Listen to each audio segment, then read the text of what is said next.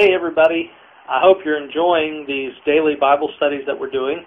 I went back and watched the ones that I did earlier in the week, and I noticed that they were a little bit long, so I'm going to try to shorten them up a little bit because I don't want to read the text to you, and I don't want to be doing Bible study for you. I just want to give you a little bit of an insight each day into what you're reading and maybe give you something extra to think about. So make this a little bit more brief than the others.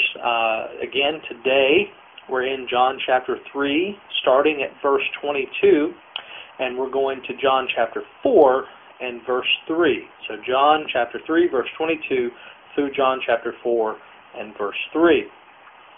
And today what we see when we read the text, it's all about John the Baptist exalting Jesus Christ. John is giving Jesus his due. His disciples are coming to him and saying, John, look at Jesus. He's over here doing this, or he's over there doing that.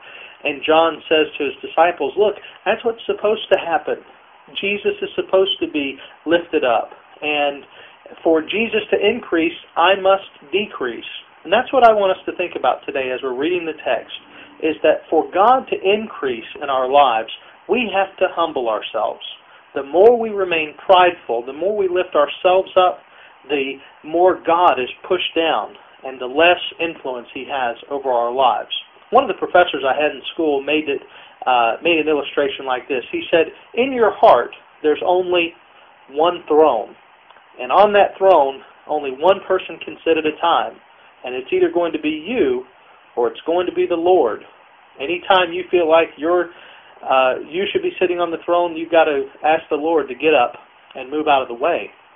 And what John says in John chapter 3 and verse 30, he says, He must increase and I must decrease. That needs to be our thought for today. Let God increase in our lives. Let Christ have the throne of our heart. And let Him increase. And we humble ourselves and decrease. As the Bible says, God resists the proud, but He gives grace to the humble. Let's try to be humble as we go about our lives living for Christ today. God bless, and I'll see you tomorrow.